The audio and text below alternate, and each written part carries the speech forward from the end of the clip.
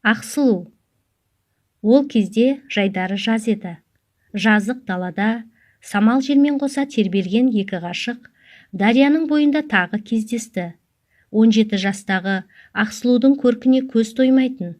Аққұба бойшаң келген бойжеткеннің қос бұрымы арқасында өрулі тұратын.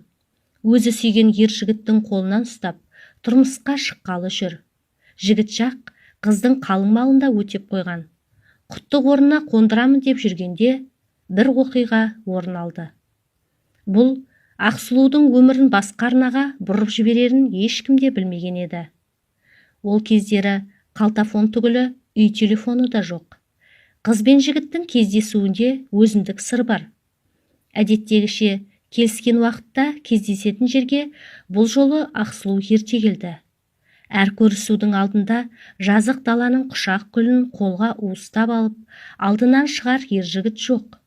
Алысқа көз тастап, әрі-бері іздегенімен адам қарасы көрінбейді.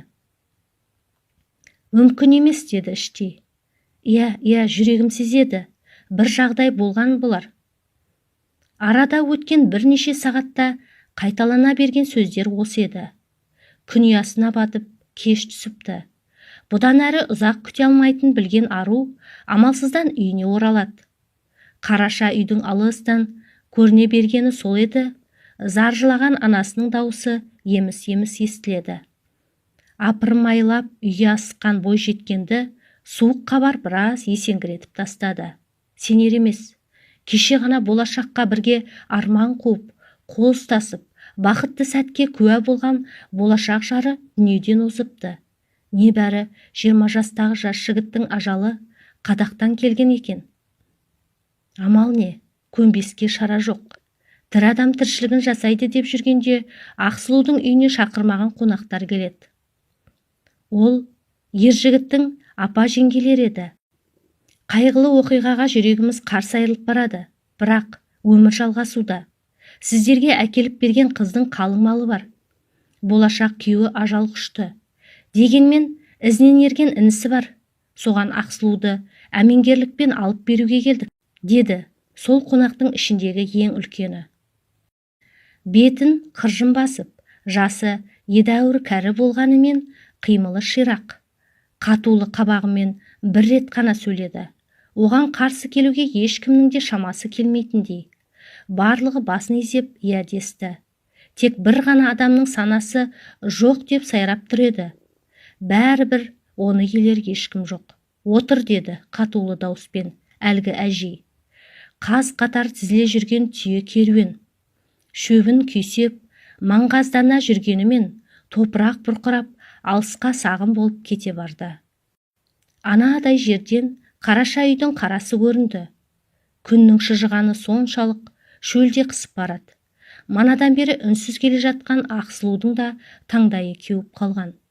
Ешкімге, ештеңе деп сөйлеуге батар емес. Тек жанарынан көлбей аққан тамшы жас әппақ бетіне моншақтап сырғи береді. Келдік, әкеліңдер, деп бұйыра сөйлеген әлгі әжейдің қатқыл даусы естілді. Әй келін, мынау сенің күйеуің, деп есік алдында топыраққа олай да бұлай аунап ойнап жүрген 9 жастағы баланы көрсетті. Аңтарыла қалған Ақсұлудың ол кездегі жан күйзелісін ешкім сезінбеген еді. Өзінен 8 жас кіші күйеуін ойнатқанымен қоймай, 3 бірдей енесі бұған күн көрсетпеуді бастады. Таң атқаннан басталатын күйбің тірлік кеш батқанда бірақ бітеді. Осындайда сыртқы жақтан үлкен енесінің дауысы естілетін. Сондағысы әлгі бала күйеудің шаң-шаң болып кешке дейін ойнап келгенінде ана күйеуіңді жуындырып орнына жатқыз, дейтін еді. Солай жасайды да ойынның қызығына батқан баланың ер жетуіне әлі талай жыл бар. Бір күні ауылға сырттан мұғалім жігіт келеді. Талай шырақтарды жағуға келген ұстаз Ақсұлуды сырттай көріп ғашық болады. Тұрмыстағы келіншек екенін, жағдайының қандай екенін естіп жүр. Сезімін білдіруден де жасқанбады. Бірақ Ақсұлудың жоқ деуі әр үмітті одан әрі жаға түскендей. Көп емес арада өткен 2-3 айда арудың да ойы әлгі жігітке ауды. жасырына кездесе жүріп, бұл мекеннен кетіп қалудың жолын іздестірді. Кешқұрым, ымырт. Терек талдың түбіне келген Ақсұлу Сартайды ұзақ күтті. Әйтеуір тұманнан ештеңе көрінбесе де, кісінеген аттың даусы жерді жарып барады. Қолынан ұстап қарғып мінгесіп, жігіт жаққа тарта жөнеледі. Бұлар келгенде Сартайдың отбасы Ақсұлуды онша-мұнша қабылдай қоймады. Тағы мұрнын шүйірген үш ененің ортасына түскен арудың мұнан басқа көнбеске амалы жоқ. Кім не десе о десін, жас жұбайлар бақытты күнін сүріп жатты. Бірақ бұл ұзаққа созылмады. Қазақта бесік құда деген салт бар. Онда сәбилердің бесікте жатқанынан ақ ұл жақ пен қыз жақтың құдаласу жоралғысы жасалады. Сартай туылғанда әкесі ең жақын досымен осылай құдаласқан екен. Ендігі қызы бой жетіп, бар дүние мүлкімен Сартайдың шаңырағына келеді. Ақсұлудың да Сартайдың да бұған қарсы шығар қауқары жоқ. Солай толқынды осы шаңыраққа әкесі тастап кетеді. Биенелер отырған үйдің сол жағына Ақсұлуды көшіріп бөлек шығарады. Ал толқын болса, оң жақ беттегі киіз үйге орналасқан. Өзі ерке, жұмысқа шорқақ, қолынан іс келмейтіні бар. Шашы да дуда-дуда болып, желбіреп жүреді. Осындайда Сартайдың жұмыстан келер сәтін күткен үлкен енесі Ақсұлуға бұйыратыны бар. «Әй, бері кел», деді ол. Істеп жатқан жұмысын ысыра сала енесіне жүгіріп келгенде, «Ана қызды дайында», деп бір-ақ ауыз сөз айтты. Мұның арғы жағы белгіледі.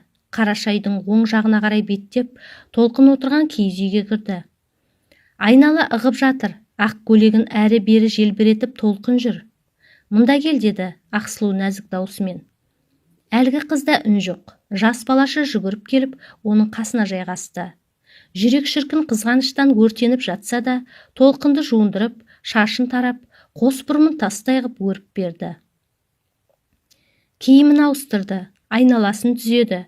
Кеудеге толған өксік жарылардай еді. Бірақ оны сыртқа шығаруға шамасы келер емес. Сәлден соң Сартай да жұмыстан оралды. Мұндайда жеңгелері қос үйдің қайсысына барар екен деп аңдайтыны бар. Жоқ, бұл жолы да сүйген жары Ақсұлудың қасынан табылып, тағы да жанына демеу болды. Жүрегі жылулыққа, мейірімге толы келіншектің жанында балалар да ілесіп жүретін. Қайнылары мен қайнсіңлері осыған сеніп әкеліп тастайды. Өзі жүктіліктің 9 айында жүрсе де, әр балаға пана болып, бар жағдайын жасап отырды. Оны күйеуі осынысымен ақ бағалай білетін. Кәмпескілеу дегеннің уақыты жүріп тұрған шақ. Сартайдың әкесі болыс болатын. Ол жағдай бұлардан да айналып өтпеді. Әрбір еркек екі әйел алуға болмайтыны да бар. Солай Сартайға таңдау түседі. Я Ақсұлу болмаса толқын. Ал ол еш ойланбастан Ақсұлуды таңдап, екіншісін үйіне қайтарады. Солай арада жылдар зырғи берді. 15-ке толған Хадиша отбасында жалғыз қыз. Осы қызын бағып қаққан әке-шешесі бар тәлімін бойына сіңіре өсіреді. Хадишаның ақылдылығы сондай, үлкендерше ойлап, ғылым мен білімге құштар болады. Бірде Сартай көрші ауылға жұмыс бойынша сапарлатады. Сонда кезінде өзі үйіне қайтарған толқынды кезіктіреді. Әйел болған соң ба, мұны көріп ол үндемей қалмайды. Тұрмысқа шықтым. 10 ұлды дүниеге әкелдім. Ал сен бір ғана қызбен өмір сүріп келесің, дейді толқын кекете сөйлеп. Сонда Сартай, менің бір қызыма сенің 10 ұлың да татымайды, деп жауап береді. Көкірегі қарс айрылған келіншек бұдыр жолда үнсіз ғана қала берді. Бүгін Ақсұлудың 54 жасқа толған туған күні. Бірақ жасырына сыртқа шығып, ауық-ауық жөтеліп келетіні бар. Бұл бірінші рет емес. Бұлай жалғасқанына көп болды. Ешкімге тіс жармайды. Тек қызыл қанға боялған қол шүберегін қызынан жасырып жуып алады. Бүгінде солай жасады. Сәл қимылды көтере алмай, ентіге келіп төсегіне жайғасты. Қасында отырған Хадишасының қолынан қыса ұстап, соңғы өсиетін айтты. Одан соң үнсіздік. Бұл аралықта Ақсұлудың жаны өмір мен өлімнің ортасында арпалысып жатыр еді. Бұл уақиға қас қалпында назарларыңызға ұсынып отырмыз. Ол кездері қазақ қызында таңдау болмаған. Оның тағдыры әйел теңсіздігі жайында қалам тербемеген қазақ жазушылар жоқ шығар. Олардың әрқайсының айтар ойы сол кездегі қазақ даласында өз теңіне жетпеген қазақ қыздарының бақытқа жетудегі күресі, талпынысы, тартысы. Бақытты не бақытсыз аяқталған оқиғасы. Ал біз жазған кейіпкер сол уақыттары өмір сүрген жан еді. Ол да әйел теңсіздігінің құрбаны болып, ақыры қызының қызығын көре шағында өмірден өте берді. Бұл оқиға қаз қалпында назарларыңызға ұсынып отырмыз. Ол кездері қазақ қызында таңдау болмаған. Оның тағдыры, әйел теңсіздігі жайында қалам тербемеген қазақ жазушылар жоқ шығар. Олардың әрқайсының айтар ойы сол кездегі қазақ даласында өз теңіне қолы жетпеген қазақ қыздарының бақытқа жетудегі күресі, талпынысы, тартысы. Бақытты не бақытсыз аяқталған оқиғасы. Ал біз жазған кейіпкер сол уақыттары өмір сүрген жан еді. Ол да әйел теңсіздігінің құрбаны болып, ақыры қызының қызығын көре шағында өмірден өте берді.